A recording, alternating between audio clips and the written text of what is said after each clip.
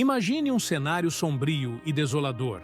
Uma montanha coberta de neve, temperaturas abaixo de -30 graus Celsius e um grupo de 9 experientes alpinistas que saem para uma expedição e nunca mais retornam.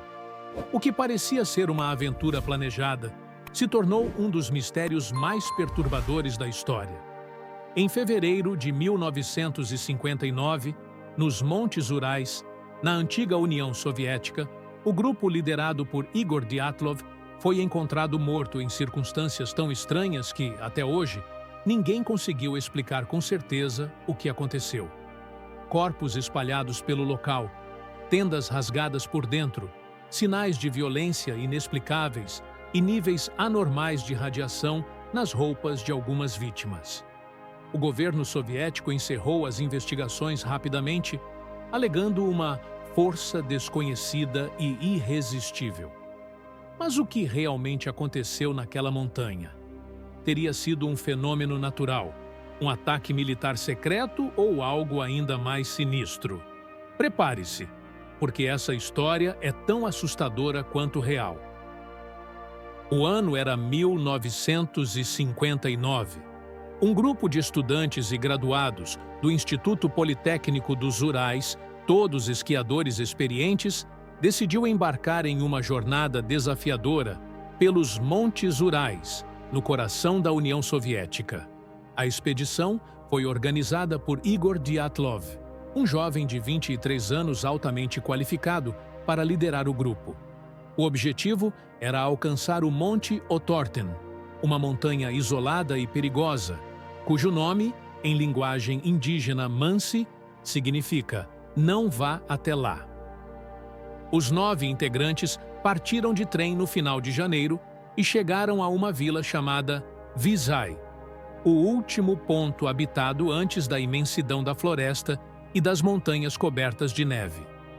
Lá, eles escreveram cartas para suas famílias, tiraram fotos e fizeram registros no diário da expedição. Pareciam estar animados e confiantes para enfrentar a jornada. Um dos membros do grupo, Yuri Yudin, acabou ficando doente e foi forçado a retornar, tornando-se o único sobrevivente dessa história. Ele se despediu dos amigos sem saber que jamais os veria novamente.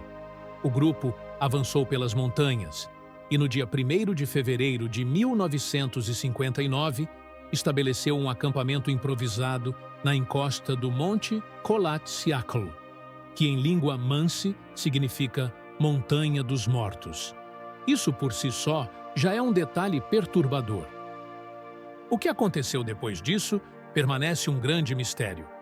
O combinado era que Dyatlov enviaria um telegrama à universidade assim que retornassem, mas o prazo passou e ninguém recebeu notícias. Após alguns dias, amigos e familiares começaram a se preocupar. Em 20 de fevereiro, uma equipe de resgate foi enviada à região. O que encontraram desafiava qualquer explicação lógica. A equipe de busca localizou o acampamento na encosta da montanha. A primeira coisa estranha era a tenda, que estava parcialmente coberta de neve e rasgada de dentro para fora, como se os próprios alpinistas tivessem fugido em desespero. As pegadas na neve indicavam que eles saíram sem calçados ou proteção contra o frio, algo impensável para montanhistas experientes. Seguindo essas pegadas, os socorristas encontraram os primeiros 2 corpos a cerca de 1,5 km da tenda, ao lado de uma árvore. Eles estavam descalços e vestidos apenas com roupas de baixo. Próximos a eles, havia sinais de que tentaram acender uma fogueira para se aquecer. Mas isso não foi suficiente para evitar a morte por hipotermia. A poucos metros, encontraram mais 3 corpos: Igor Dyatlov, Zinaida Kolmogorova e Rustem Slobodin. Eles estavam caídos em posições que sugeriam que tentavam voltar para a tenda, mas não conseguiram resistir ao frio. Os outros 4 membros do grupo só foram encontrados 2 meses depois, em maio, enterrados sob 4 metros de neve em uma ravina. E aqui começa a parte mais perturbadora. Se os primeiros corpos pareciam ter morrido de frio, os que estavam na ravina apresentavam ferimentos extremamente graves. Nikolai Thibault Brignol tinha o crânio fraturado, mas sem sinais de trauma externo. Ludmila Dubinina e Semyon Zolotaryov tinham múltiplas fraturas nas costelas, com tanta força que seus peitos foram esmagados. Segundo especialistas, o impacto era comparável ao de um acidente de carro. O mais assustador? Ludmila Dubinina estava sem a língua e os olhos. Além disso, roupas de algumas vítimas apresentavam níveis anormais de radiação. Com tantas pistas contraditórias, várias teorias surgiram ao longo dos anos. Alguns acreditam que uma pequena avalanche pode ter atingido o acampamento, forçando-os a fugir. Mas essa teoria tem falhas. Não havia sinais de deslizamento de neve na região, e as pegadas mostravam que eles saíram caminhando, não correndo desesperadamente. Além disso, os ferimentos eram muito graves para serem explicados apenas por uma avalanche. Outra hipótese sugere que o grupo pode ter sido vítima de experimentos militares soviéticos. A radiação nas roupas de algumas vítimas levanta essa possibilidade. Além disso, moradores da região relataram ter visto estranhas luzes no céu na noite da tragédia, algo que poderia ser mísseis ou armas experimentais. Se algum teste militar secreto aconteceu ali, os alpinistas poderiam ter sido atingidos por explosões ou ondas de choque, o que explicaria as fraturas violentas. Alguns chegaram a cogitar que os nativos Mansi poderiam ter atacado os jovens, mas essa hipótese foi descartada rapidamente. Os Mansi não eram violentos e não havia sinais de luta no local.